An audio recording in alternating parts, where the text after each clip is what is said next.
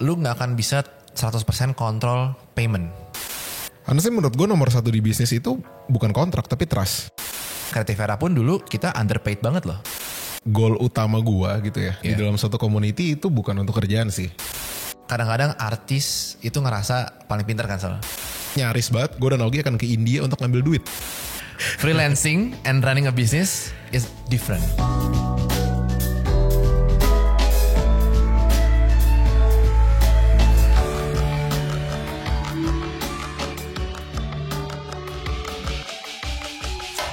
Halo teman-teman semua. Hai. Nah kali ini agak beda nih sesuai judulnya. Gue udah bikin juga Jadi gue nge-recap dari perjalanan berapa tuh? 8-9 tahun. Yeah. Gue nge-recap 10 hal yang sebenarnya gue harap gue udah tahu di awal. Intinya gitulah. Oke. Karena sebenarnya tujuannya dari podcast kali ini adalah bukan gue nanya ke lu. Tapi kita kayak nge-recap poin-poin apa aja sih yang siapa tahu orang yang mau mulai tuh jadi kebantu lah. Yeah. Intinya gitu. Oke? Gak usah babi bu ya. Yang pertama adalah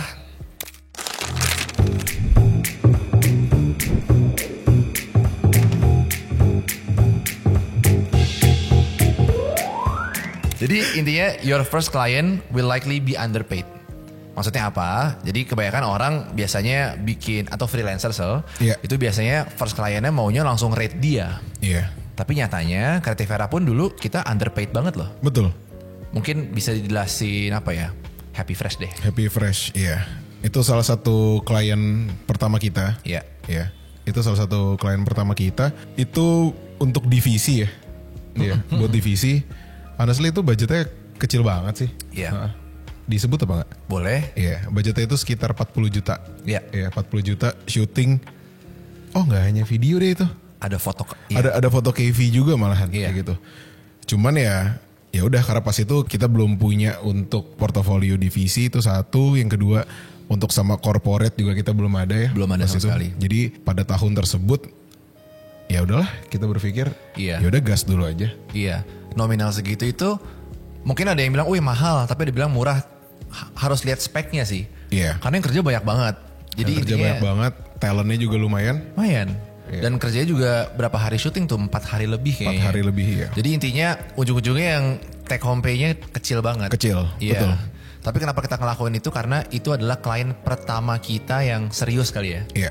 Yang bener-bener, gila perusahaan gitu. Betul. Karena kita belum punya portfolio Samsung waktu itu. Jadi kalau misalkan kita udah mau charge mahal-mahal gitu, ya nggak bakal deal intinya. Iya. Pas itu sih kita ya itu sih lebih ke mentalnya, lebih ke ya udahlah seenggaknya masih dibayar juga. Betul. Masih dibayar plus dapat portofolio yang kita belum strong di situ gitu. Benar. Gue dulu juga sempat ini freelance sama Puyo Desserts. Iya. Itu awal banget kan. Hansel pun juga pernah ngerjain wedding. Iya. Dan itu sangat-sangat underpaid. Tau gak? Dia ke Beijing. Jadi fotografer ya. Videografer ya. Drone pilot iya. Iya. Project manager tiga iya. itu ya. Jadi intinya mungkin di early stage buat dapetin fee yang kita mau itu emang agak sulit ya. Iya. Agak sulit. Jadi it's okay buat cari project yang batu loncatan. Betul. Ya kan. Toh abis Happy Fresh itu juga kita dapat klien yang lain lagi kan. Iya. Oh itu kalau nggak salah kita ngerjain GoMart ya. Kita ngerjain GoMart, GoMassage. GoMassage ya. Pergogoan itulah semuanya. Iya. Zaman dulu lah. Zaman itu.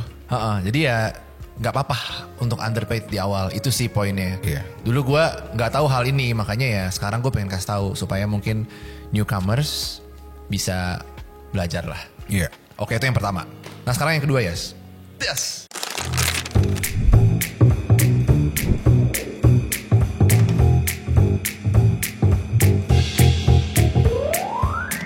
Nah intinya adalah your network is more important than your talent. Iya. Ini agak hard tuh sebenarnya ya. Banyak orang yang talentnya itu kita sebut banyak lah, bisa apa? Graphic designer, video editor, videographer. Talentnya bagus-bagus banget. Betul. Tapi sayangnya kalah jobnya sama yang networknya bagus. Iya. Ya kan? Jadi moral yang bisa diambil adalah skill tuh penting tapi ya network lu juga harus bisa dijual. Iya betul sih. Kayak salah satu vendor freelancer kita lah. Iya. Yang di Bali itu. Oh iya. Iya. Gue juga gak tahu tuh dapat dari siapa, dari Arel ya. Dari siapa sih itu? Iya, dari Arel gitu. Yang 3D animation itu ya? Yang 3D animation itu. Okay. Kita dari ngerjain project Alpha sampai sekarang ngerjain KPK kita masih sama dia. Iya. Karena komunikatif ya oke. Iya. Tapi gue aja gak tahu, gue panggilnya Beli doang. Iya. Itu taunya dapetnya dari Arel. Ada di sini orangnya. Dan gue juga gak tahu itu temannya Ariel dapat dari mana juga. Iya. Jadi kayak ya udah bener-bener menurut gue itu dari network sih. Betul. Mungkin banyak 3D artis di luar sana. Cuman kebetulan dari network kita dapatnya si Bli yang di Bali itu. Iya. Ya kan. Gue gak pernah lihat loh portofolionya dia sejujurnya. Juga gak pernah. Dia udah kerja bagus aja. Iya. Itulah jadi unlock job-job dari network. Intinya begitu. Gue pun sampai sekarang Hansel apalagi dia lebih gila lagi lah untuk sesi networking hariannya. Bahkan tadi pagi gue ngechat dia tuh jam berapa Sel? 4.45. 4.45. Itu masih gelap, gue masih di kasur tapi kan gue udah bangun pagi biasanya. Gue chat dia, Sel kita hari ini rekaman ya gitu kan. Terus dia fotoin, gue tunjukin nanti chatnya. Dia fotoin di depan situ udah naik sepeda. Nah itu upaya dia, maksudnya bukan yang buat networking ya. Tapi maksudnya dia aktif bergaul dan berteman. Karena biasanya kan creative worker suka introvert ya kan, di rumah doang. Jangan, justru harus kita main juga. Tapi yang perlu diketahui adalah goal utama gua gitu ya. Di dalam suatu community itu bukan untuk kerjaan sih. Betul sekali. Ya, karena kalau yang gue ngeliat dalam arti adalah di dalam suatu community gue yang kayak kelihatan banget nih dia masuk untuk karena dia pingin cari opportunity gitu ya. Iya. Gue pribadi gue risih dengan yang seperti itu. Oke. Karena apa ya, menurut gue kayak ya udah sih jadi diri lu sendiri aja. Iya. Kemudian gue juga bakal tahu lu bisa apa dan kita bisa bertukar di mana kayak gitu. Tapi goal utamanya kalau dari gue pribadi sih bukan ke situ. Iya, genuine kan intinya. Iya. Ya walaupun sebenarnya gue pribadi sih nggak menyalahkan orang yang kayak begitu juga nggak apa-apa. Betul. Cuman gaya kita berdua kebetulan sama. Iya, kita bukan yang kayak gitu sih. Bukan yang kayak gitu, yang biasa aja gitu. Oke, itu yang kedua. Ya. Yang ketiga adalah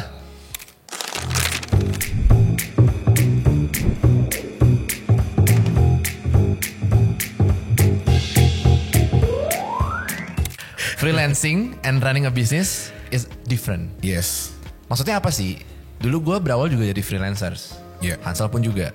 Dan setelah kita berdua, oke, setelah kita harus bikin sesuatu. Bikin dulu apa ya, Creative Era udah ada namanya belum ya? Udah ada sih ya. Udah. Itu udah ada. Beda banget cara mainnya. Beda banget. Kalau dari gue mungkin share dari segi finance deh misalkan. Waktu gue kerja, selesai, gue dibayar kan. Selesai. Udah, jadi kayak prosesnya sesimpel itu. Cuman kalau misalkan lu ngebangun tim, mungkin pertama kliennya bisa lebih besar kan, Sal? Terus ada beberapa modal-modal yang lo keluarin. Dan kadang-kadang bayarannya gak langsung hari itu juga. Iya. Jadi beda, cara mainnya beda gitu. Kalau lo ada gak yang berubah? Kalau ini sih gue juga lebih ke finance sih. Gue ingat banget juga dari bintang tamu kita yang lama itu Clara. Dari Clara itu tentang kita. Dari bisnisnya itu. Gue tuh ngomong sama dia, gue bilang gitu. Kayak coba dari awal, dari berapapun income revenue lu, gue bilang. Dan ini kita ngelakuin juga. Trade income kita tuh jadinya gaji kan. Betul. Gue bilang gitu. Dan walaupun dulu jujur awal-awal gue kayak, ya kalau lu mikirinnya cuma short term, lu merasa gila. Pas itu sih jujur menurut gue income gue dropnya lumayan ya. Oh iya. Dari per bulan bisa 2 digit gitu dari gue freelance. Abis itu ya jadi single digit. Dan itu single digit yang lumayan kecil menurut gue. Tapi ya gue merasa ya udahlah cukup-cukup aja gitu. Untuk supaya cash flow jalan. Betul. Dan hitungannya ini company gitu ya. Ini bisnis mempunyai tabungan yang lumayan. Betul. Kayak gitu. Betul. Itu penting sih nge-shift dari dapet duit sejebret sama digaji itu beda banget. Berasa banget. Dan itu butuh egonya dikesampingkan dulu sih ya. Kacau sih itu. Betul. Walaupun kadang-kadang misalnya ya udah tabungannya banyak ya bisa kikis juga kan sebenarnya. Betul. Karena misalnya ya udah kita belum ada kerjaan baru, belum ada kerjaan lagi. Iya. Tapi kan tim kita ya tetap harus hidup kan. Iya. Mau nggak mau harus tetap uang keluar terus gitu. Iya. Kita udah pernah bahas juga kapan sih lo harus nge-shift dari freelance terus ke bikin tim, karena nggak semua orang harus begitu juga. Betul. Nggak semua harus kayak begitu. Tapi kita berdua goalnya emang mau bikin company. Makanya kalau freelance ya nggak cocok sama kita gitu sih. Oke, itu yang ketiga. Yang keempat adalah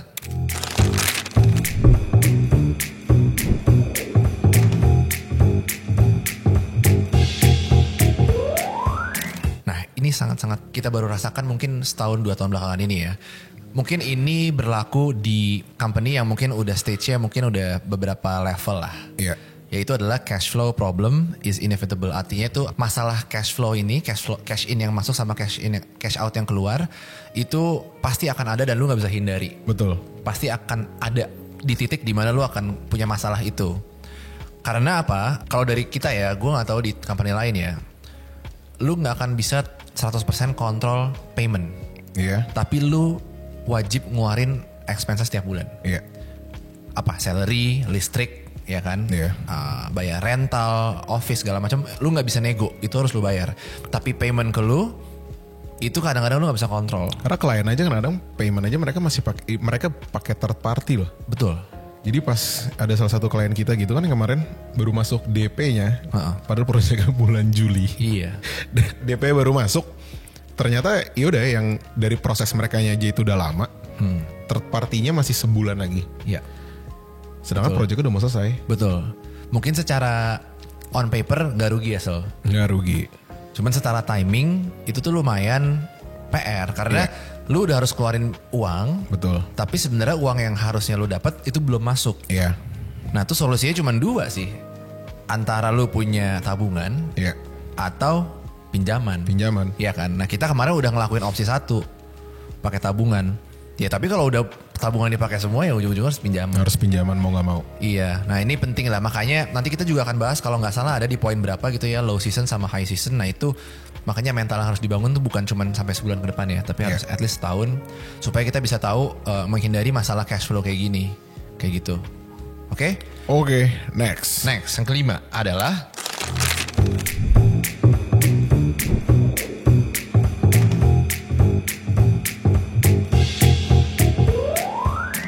you cannot do everything alone. Intinya kadang-kadang artis itu ngerasa paling pintar kan Sal? Iya. Gue pun juga. Iya. Dulu pas videografer gue ngerasa udah gue paling keren aja. Ternyata sekarang pas ketemu abang itu, abang ini, gila ternyata jauh banget skillnya. Iya. Dan in order buat bisa gede ya lu butuh skill orang lain. Betul. Ya kan? Atau di aspek-aspek lain ada juga kan kayak apa di art, editing.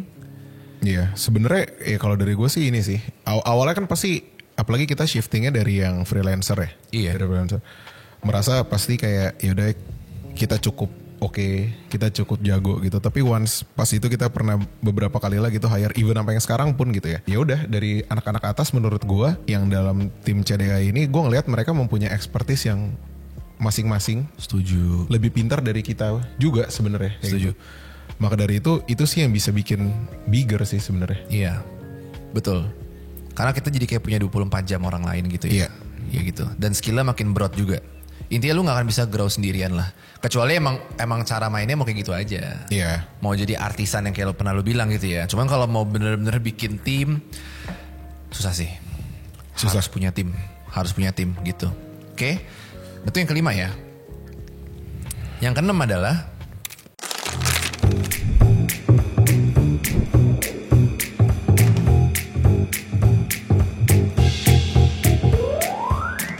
nah, ini juga penting nih. Gue nulisnya gini, your work is only as good as your system. Maksudnya apa? Banyak banget mungkin agency yang bukan yang gede lah, yang kecil, yang skalanya mungkin kayak kita lah ya, belum gede. Tapi mungkin ada juga yang lebih kecil. Itu berpikir bahwa selama gue bisa ngasih output ke klien tuh kreatif banget, keren banget, itu berarti udah keren banget kita. Tapi setelah kita pelajarin sekarang ternyata enggak. Yaitu adalah yang paling penting sebenarnya sistem ya. Iya. Atau apa sih, project management. Project management. Soalnya tanpa project management kita nggak bisa nge-handle multiple project. Betul. Ya kan, terus kliennya juga mungkin nggak satisfied karena mungkin mereka nggak terinform dengan prosesnya gimana segala macam gitu-gitu. Revisi yang balik terus gitu-gitu. Karena sebenarnya menurut gue sebenarnya lu udah ngomong sih dari pengalaman kita ya gitu ya. Terkadang satisfy dari klien itu nggak hanya dari result apa yang kalian produksi juga sebenarnya. Dari timeline yang kita submit di awal apakah benar on time atau enggak. Setuju. Kayak gitu. Terus mereka juga bisa lihat lah selama misalnya kalau kita ngomong photoshoot atau video shoot gitu ya. Atau ya pas di hari shooting day kan klien juga tetap bisa ngelihat ya. Ini struktur timnya seperti apa. Siapa yang bertanggung jawab sampai di mana gitu. Dan kelihatan juga workflow-nya dari agency atau PH tersebut kayak gimana. Betul. Gitu. Kalau kelihatan, maksudnya kalau di depan klien lu kelihatan amburadul lah, kelihatan kurang apa, inilah itulah, nggak bisa juga menurut gue. Iya. Itu jadi jualan untuk next pitching. Gini deh, yang kemarin kita kan masih pitching nih sekarang. Iya. Semoga aja masuk ya, doain aja nih. Sama salah satu bank lah. Betul. Salah satu yang paling besar di Indonesia juga bank ya. Iya. Kita mau ngerjain 360 lah. Ya. Itu salah satu requirement mereka adalah kita harus nge-present workflow kita. Iya. Sistem kita. Nah itu udah bukti tuh. Bahwa klien itu butuh experience kita bukan dari segi kreatifnya doang kan. Iya. tapi dari gimana kita memanage project itu. Iya, betul. Gitu. Bahkan kalau bank, mereka tanya ke gue kemarin, inget gak? Oke, Augie and team, kalau misalkan kita ada krisis, ada gini segala macam, gimana lu handle-nya? Nah, mampus gak lu? Kalau lu gak punya experience manajemen yang baik, dan belum punya ya pengalaman lah, akan sulit jawab pertanyaan itu. Itu pertanyaan bank banget ya kalau kayak gitu. Itu pertanyaan bank banget sih. Klien bank banget sih kalau kayak gitu. Iya, karena kan PR penting ya di bank. Gitu-gitulah. Jadi jangan kesampingkan manajemen guys. Jadi kreatif itu penting banget, tapi jangan salah, project management tuh mungkin porsinya gede.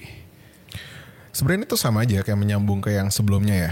Agak sulit juga kalau kita banyak mau one man show gitu ya sebenarnya. Karena ujung-ujungnya kayak beberapa pitching, even yang si tadi bank tersebut aja, itu nanya scale kita berapa. Asli.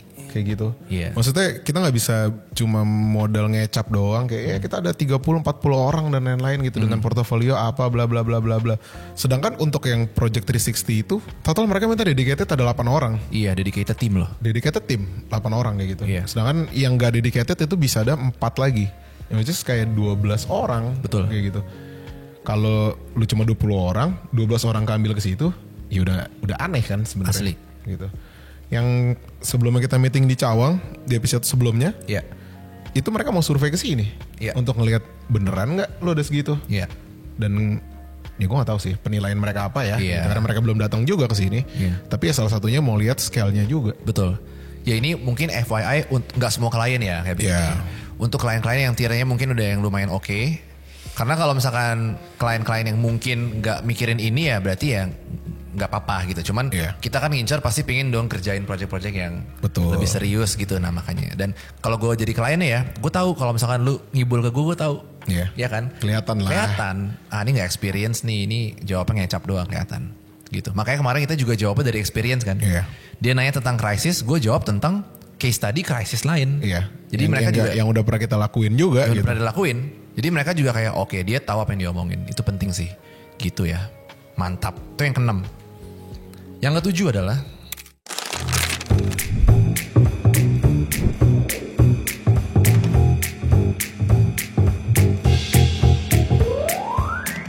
waduh. ini gue bacain ya. Bigger clients do not always mean bigger money. Kadang-kadang kita sebagai freelancers atau creative workers pengen kerjain klien yang namanya besar kan. Betul. Intinya namanya itu semua orang pasti tahu. Tapi jangan salah, sebenarnya namanya makin gede itu belum tentu budgetnya makin gede juga. Iya. Kita ada beberapa pengalaman kan. Gue boleh sebut nggak ya? Ya kalau nggak boleh nanti Dias bisa bip. Iya. Kita pernah kerjain H&M dan yang hire itu bukan H&M Indonesia, maksudnya H&M global. Dan dari segi biaya pengerjaan itu mungkin cuma 10% dari kita ngerjain brand yang mungkin lu nggak tahu kalau gue sebut apa. Betul. Brand Cina gitu lah misalkan. Nah itu adalah bukti sih bahwa ngejar brand yang gede banget sebenarnya nggak bawa apa ya input duit yang gede juga sebenarnya. Tapi benefitnya lain lah. Benefitnya lain sih. Maksudnya terkadang ya yang kayak gitu kita lumayan apa ya? Gue dan Augie lumayan nggak terlalu pusing mikirin margin sejujurnya. Betul. Karena itu lumayan balik lagi ke yang tadi pertanyaan awal ya. Ya nomor 1 atau nomor 2 itulah. Itu menjadi suatu bekal sih. Betul.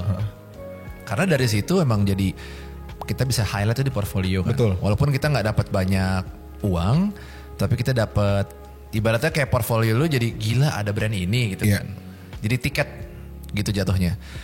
Jadi mungkin bigger clients atau bigger names jangan minta atau jangan aim duitnya. Tapi aim kayak semacam reputasi lu. Setuju. Udah pernah ngerjain itu. Kita juga pernah ngerjain ini ya. Jangan deh ini bahaya soalnya ini brand Indonesia. Nah itu juga nggak segede itu sebenarnya. Iya itu nggak gede. Nggak gede. Tapi dari nama itu ternyata itu adalah golden ticket kita buat ngerjain brand-brand lainnya. Betul. Reputasi itu penting. Oke. Itu juga lama tuh paymentnya. Itu juga lama tuh kalau nggak salah setahun. Lama banget itu. Iya. Next ya.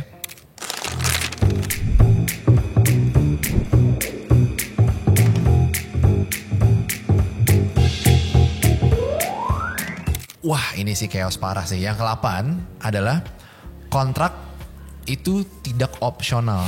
Kadang-kadang lu mikir kan, adalah proyeknya kecil ya soalnya. Nggak usah pakai kontrak deh. Oh jangan. apalagi yang besar. Iya. Mungkin lu bisa ceritain kali soal kontrak kita yang sama brand Korea tuh. Oke, yang brand Korea. Kita ke Cilegon sama Mas Dul nih. Iya, sama Mas Dul itu di situ. Iya. Ya, balik kameranya Mas. Nah.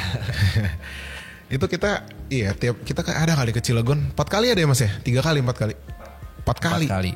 4 kali survei reki. Udah bukan reki malah, udah tes cam. Udah tes. Udah tes camnya, ya reki ada yang bilang ya reki tes cam juga. Tapi ini udah jauh lebih proper daripada reki pada umumnya. Kayak gitu. Dan kita membutuhkan harus membeli kamera dari vendor dari luar negeri. Betul. Yaitu dari India. Iya. Kita kayak harus bikin kamera time lapse gitu ya. Betul. Gue gak tahu mungkin kalau sekarang di Indo udah ada, tapi pas dari Indo kita cari representatifnya sebenarnya sama aja. Mereka ngontek juga dan markup harganya doang. Sebenarnya gitu. Akhirnya ya udah kita langsung kontak yang dari India. Gitu. Memang pas itu kontrak belum selesai, ya gitu. Kontrak belum ditandatangan dan lain-lain. Belum. Cuman hari itu juga keputusan memang kalau mau kameranya nyampe tepat waktu itu kita harus down payment dulu ke India gitu. Walaupun honestly jujur pada waktu itu Creative Era sendiri belum tanda tangan kontrak dari dia. Gue ngerti pasti ada yang komen juga di sini, terutama netizen ya bakal bilang kayak ya enggak lah kalau belum ada kontrak bla bla bla bla bla bla gitu. Iya. Honestly menurut gue nomor 1 di bisnis itu bukan kontrak tapi trust. Iya. Menurut gue kayak gitu. Iya. Sebelum gue dan Augie berdiri di dalam satu akte perusahaan ini, sebelum kita tanda tangan, harus ada trust dulu di antara gue dan lu kayak gitu. Karena dari project pertama kedua kita belum pakai perusahaan itu, kita belum jadi PT.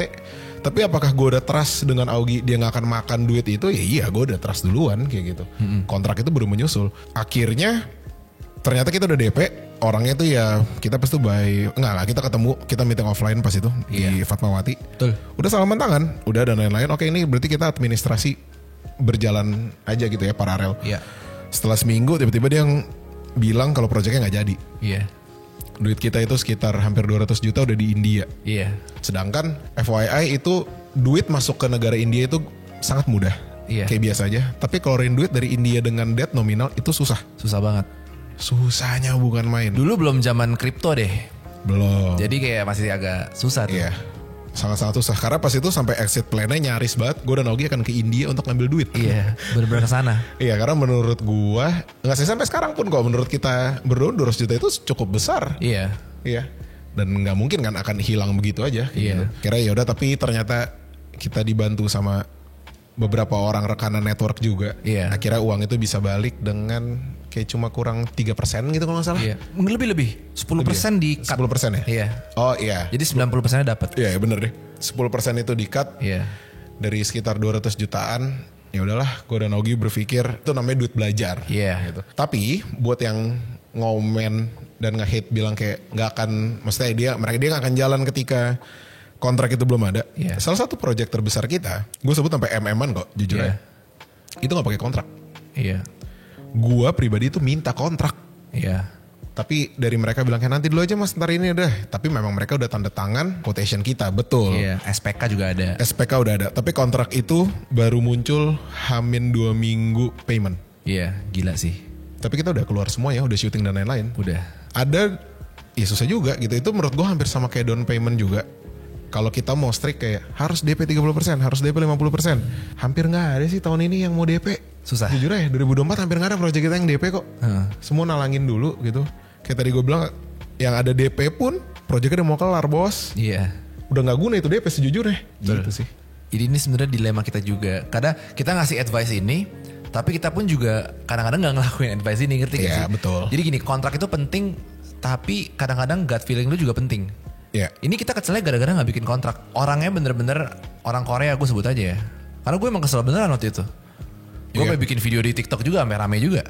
Akhirnya orangnya bilang ke gue WA kayak, ya kita belum ada kontraknya kok, Pak Augie gitu loh. Kenapa saya harus bayar? Wah gila banget tuh. Tapi sebelumnya dia nge-push kita gila banget juga. Sebelumnya dia nge-push kita gila banget gitu loh. Ya gitulah dilemanya. Tapi kadang-kadang juga yang Hansel bilang tadi, ada project yang emang kontraknya masih paralel kan. Karena terkadang sama procurement itu nggak semudah dan segampang itu loh. Betul. Kadang-kadang misalnya kayak yaudah nih project kita yang tadi kita masih pitching itu dia mau airing itu harusnya di Desember. Potensi itu pengumuman minggu ini. Iya. gitu. Di Desember itu dia mau airing, kita syuting aja berarti harusnya minggu depan, sisa post-pro sekitar 2 minggu. Percaya sama gue, sampai itu airing kontrak juga belum jadi kok. Pasti. Atau nggak usah deh, sampai editing tuh Audrey ngedit, itu kontrak belum jadi kok. Pasti. Jadi terus lu mau apa? Iya. Mau kayak nggak bisa, saya nggak akan jalan kalau nggak ada kontrak gitu, kayak ya monggo. Nggak apa-apa juga sih. Nggak apa-apa juga. Mungkin kerjaan kalian lebih banyak. Iya. Ya, kalau gue sih terkadang kayak gitu, ya udah itu risk yang harus gue tanggung. Betul. Kalau gue recap mungkin 8 dari 10-nya berhasil asal. Iya. Tapi 2-nya nih yang kita jadi kecelek. Iya. Iya kan? Gue inget kok satu lagi, inget gak lu? Brand minuman dari Singapura. Tapi representatif orang Indonesia. Iya. Gila tuh, gue pengen maki-maki banget tuh. Iya kan? Kadang-kadang gak ada kontrak, makanya mereka bisa seenaknya. Iya betul. Iya kan? Ya sebagian kecil lah. Cuma sebagian besar kita gak tahu kenapa berhasil-berhasil aja. Iya. Hoki. Ya itulah kontrak. Kontrak panjang sih kayaknya bisa satu sesi sendiri, tapi gue bukan master di sana. Iya. Ya tapi kurang lebih itulah. Gue next ya. Next. Oke, yang ke-9, which is 1 sebelum terakhir.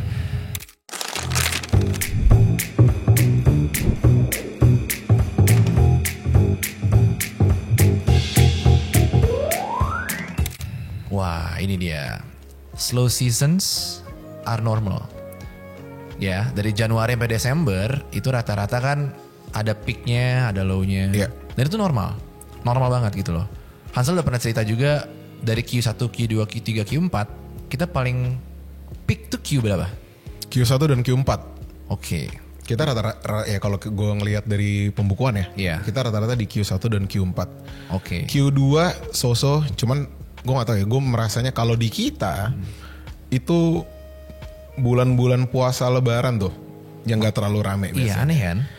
Walaupun banyak orang ngomong kayaknya, tapi kan ada campaign lebaran, campaign itu, campaign ini gitu. Iya. Yang buat lebih ke hari raya Idul Fitri lah gitu. Iya. Ada, tapi gak segede itu. Iya, gak segede akhir tahun. Iya, gak segede akhir tahun sih. Dan Q1.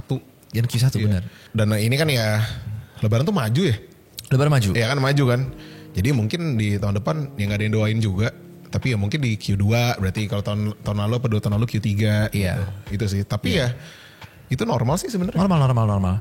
Yang paling penting lu tetap ada standby kalau misalkan ada suatu brand butuh ya lu ready lah intinya gitu. Itu doang sebenarnya. Cuman terkadang ya kalau dari gua sih ngeliatnya gini, ketika lagi slow season gitu ya. Nggak tahu sih gue merasanya dari sisi gua, lu dan tim bisa lumayan berbenah diri sih. Betul. Untuk ngerapin workflow, ngerapin tim structure lah, atau bisa buat podcast kayak gini lah. Betul. Atau apapun itu. Ya udah coba monetize dari hal lain, ambil positifnya. Kalau gue sih ngambil positifnya aja gitu. Yeah. Tapi kalau udah ber-QQ, lu slow, ya lu evaluate lah kalau kayak gitu. Betul, gue sangat setuju sama yang lu bilang tadi. Soalnya, ya oke, kalau udah ber-QQ, ya kan? Kalau udah QQ, itu ya, lu evaluate lah. Ya, lu kayak mesti sholat deh, mesti. Kalau lu Kristen lu mesti ke gereja. Gereja, baptis ulang kali ya. Tapi dia kalau misalkan cuma Q1 doang, kayak gak apa-apa. Karena emang kayak gitu. Sekarang gini deh, restoran aja, bulan Ramadan juga, enggak juga loh restoran temen gue. Ramadan mah rame. Ya tapi intinya gitu lah. Akan ada kayak travel, contoh travel. Yeah. Pasti liburan anak, akhir tahun rame. Tapi ntar kayak Januari gitu pada low season lagi. Betul. Sama. Kayak begitu. Jadi jarak pandang lu tuh jangan sebulan. Tapi setahun. Kayak gitu. It's okay. Slow season tuh normal. Dan gue sangat setuju. Creative Era ini fun fact ya. Justru di momen-momen slow season, kita bisa berbenah diri. Iya betul. Kita bisa rating mana yang works, mana yang enggak. Iya gue gak tahu sih. Mungkin karena apa ya. Mungkin karena kalau lagi kayak gini gitu ya Q4. Dan ini mau Q1 balik lagi 2025. Iya. Honestly gue dan Ogi lagi lumayan hektik banget. Lagi lumayan full gitu ya. Agak gak kepikiran gitu untuk ke situ.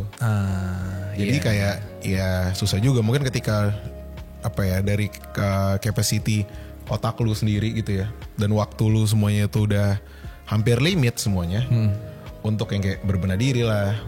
Akhirnya kita baru cari tahu bottleneck-nya di mana kayak gitu kan. Sekarang kurangnya di mana.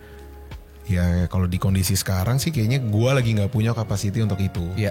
Terkadang pas lagi slow season gitu ya, lebih baik aja sih mikirnya. Iya gitu. Walaupun ini adalah good problem lah. Iya. Lu gak bisa mikirin growth tapi kan seenggaknya lu lagi ngerjain project. Betul. Gitu. Ya itu. Jadi jangan demotivasi lah. Ya. Kalau lagi low walaupun season. idealnya ya untuk memperbaiki itu dan evaluate dan lain-lain harusnya ya jangan tunggu slow season sih. Jangan. Sejujurnya. Jangan. Tapi mungkin di di kita masih seperti itu. Iya, tapi fun fact-nya gue akan bahas itu di next episode next week. Let's tentang go. Gimana caranya nggak ada low season sama sekali. Asik. Nah kayak gitu kan. Cuan loh. Iya kayak gitu, terus gimana caranya. Maksudnya itu effort kita selama ini, coba caranya gimana gitu. Oke, itu nomor 9. Sekarang ini last but not least.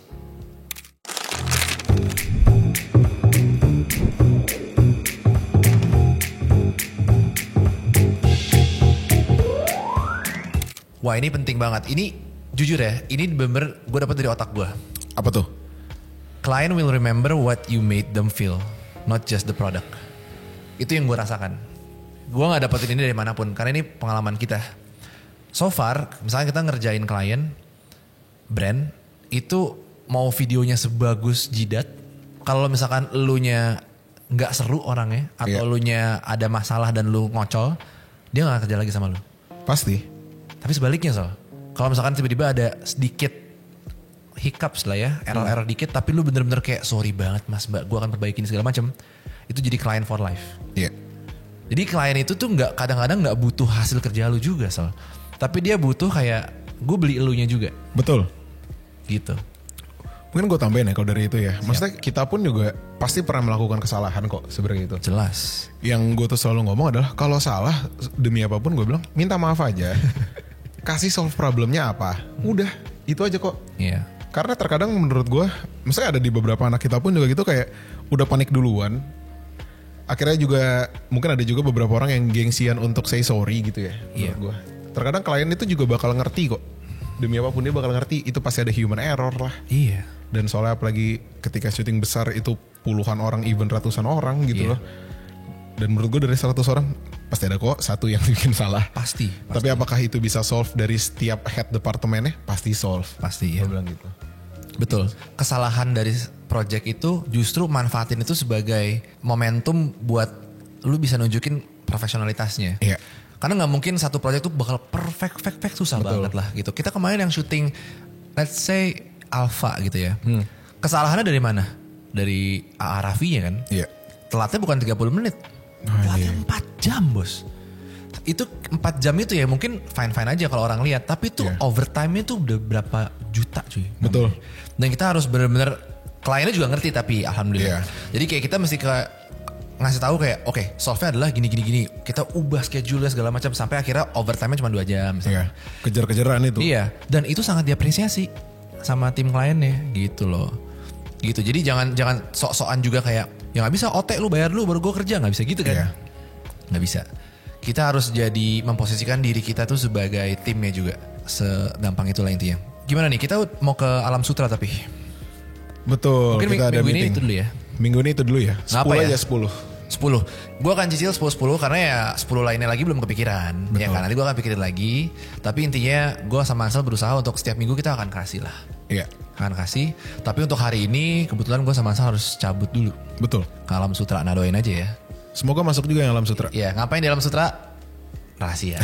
Rahasia. Pokoknya seru lah. Pokoknya kalau gue ikut pasti seru. Iya. Ya meeting guys. Iya, meeting. Oke. Alright kalau gitu. Untuk yang sekarang itu dulu ya. Siap. Thank you. Thank you.